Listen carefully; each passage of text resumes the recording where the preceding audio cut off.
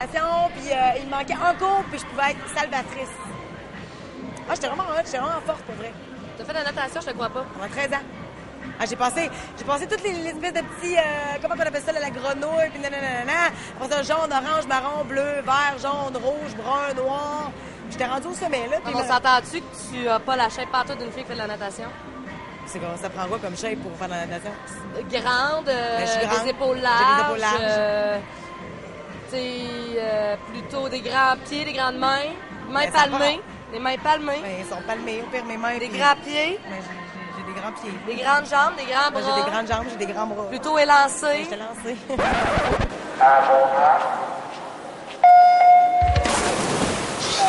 On est présentement au championnat de la Fédération québécoise du sport étudiant. Tu as déjà ton laissez-passer pour le championnat canadien, mais comment aujourd'hui t'appréhendes ta compétition?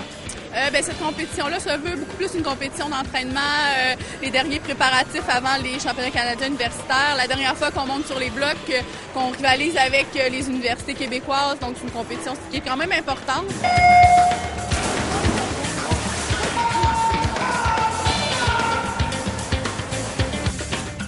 Bruno Langlois, membre aussi du club de Rouge-et-Or de natation, un vétéran, si on veut. Tu finis bientôt, toi, ici, n'est-ce pas? Je finis dans 2 ans, mais je suis dans le club depuis que j'ai l'âge de 9 ans, alors oui, je suis un vétéran.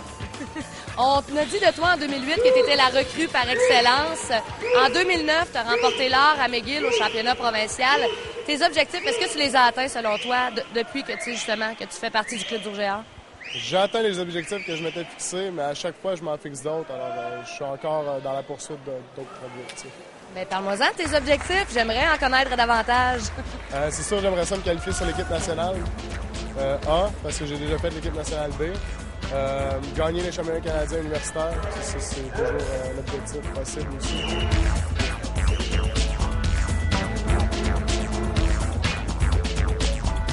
Parle-moi-en des championnats canadiens universitaires. Ça se passe à Toronto du 18 au 23 février, c'est ça? 18 au 20 février. Toi, tu as déjà ton laissez-passer. Donc, aujourd'hui, la compétition se passe un peu comme un entraînement? C'est plus comme un examen formatif à l'école. Tu regardes où tu es rendu, tu travailles des stratégies de course que tu aimerais refaire en compétition là-bas, puis tu essaies de voir où sont tes lacunes pour pouvoir les travailler au championnat canadien.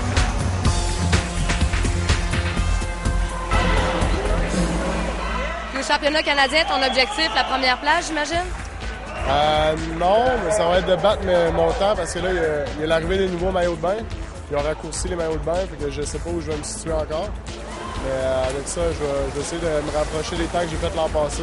Si je peux les battre, c'est encore mieux. Puis si j'ai un podium, ben, c'est la seule solution. C'est sûr que c'est une compétition où est-ce qu'on accumule des points pour se battre pour avoir les bannières de sport, pour avoir surtout la bannière au combiné. Chez les filles, ça va être un petit peu plus difficile cette année. On est peu nombreuses, donc on y va pour la bannière au combiné. C'est sûr que pour moi, de gagner mes 4 épreuves, c'est important pour l'équipe. Puis sinon, présentement, on est 11 filles, donc je mise sur les 11 filles. Essayer de gagner le plus de courses, le plus de relais, puis se battre jusqu'à la dernière minute là, pour accumuler le plus de points.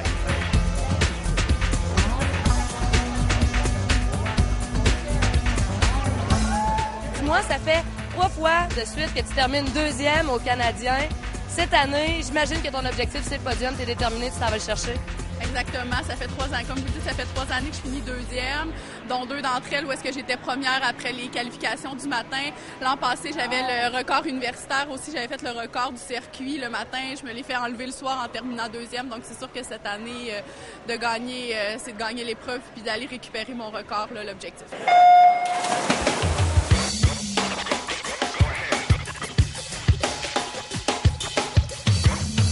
Vous êtes premier au combiné, autant chez les hommes, chez les hommes et chez les femmes, le Rouge-et-Or. Mais quelle université t'as redouté ici? Chez les hommes, l'Université de Montréal sont quand même très forts, malgré que l'Université Laval est en avance considérable, confortable.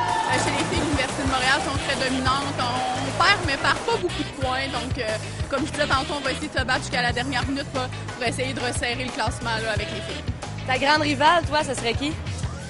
De Montréal, Audrey Lacroix et Geneviève Saumur. Donc, 2 nageuses de niveau, 2 olympiennes, 2 nageuses de niveau international. Donc, c'est mes plus grandes rivales là, au pointage féminin. on a une équipe quand même assez constante. Tout le monde fait des points. On n'a pas de nos étoiles qui vont nous faire gagner un championnat. Tout le monde participe. Les 18 gars sont là puis ils font des points pour toute l'équipe. C'est ça qui fait notre succès. Aux provinciaux, on peut dire que vous avez vraiment une formation qui est dominante. Oui, en ce moment, oui. Mais on essaie de qualifier le plus de monde possible pour arriver au Canadien et être aussi dominant.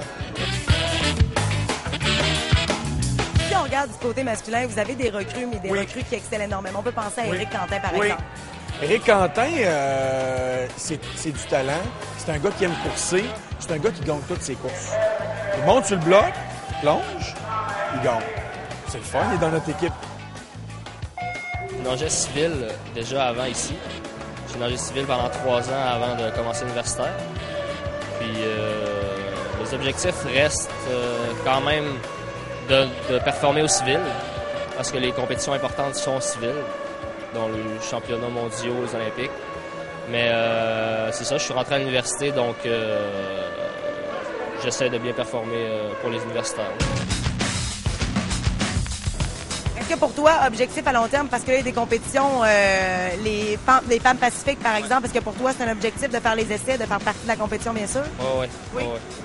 C'est mon objectif majeur cette année, d'ailleurs.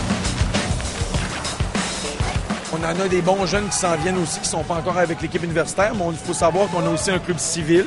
Tu me parlais d'Éric Quentin tout à l'heure, entre autres, sa jeune sœur, sa petite sœur, qui s'appelle Geneviève. Excellente nageuse. Elle était ici dans le bassin à 5h45 pour s'entraîner ce matin. Incroyable. On a bien hâte de l'avoir dans notre équipe. Le championnat canadien qui s'en vient à Toronto. L'équipe masculine a terminé en 2008 sur la 3e marche du podium. J'imagine que l'objectif principal, c'est de retourner sur ce fameux podium. L'objectif principal, ce serait de gagner, mais je pense pas qu'on a les moyens. Mais si on peut faire parmi les 3 premiers, on serait vraiment content. Ça va ressembler à quoi pour ce qui est des athlètes prochainement? Parce que, vous avez des athlètes qui ont goûté à la scène internationale. Donc, j'imagine que ces athlètes-là ont un objectif en tête, ont des défis qu'ils veulent relever. Oui, tu as une excellente question parce que là, on s'en va au championnat canadien, mais tout de suite après, on s'en va en Floride s'entraîner pendant la semaine de relâche en préparation pour les sélections nationales qui sont au début avril à Montréal pour les Jeux Pan-Pacifiques cet été et qui sont aussi sélectifs pour les Jeux du Commonwealth. Fait que regarde, dans les prochaines semaines, on est là-dedans, on est dans la haute performance, on l'espère. Puis, c'est ça, moi j'adore ça.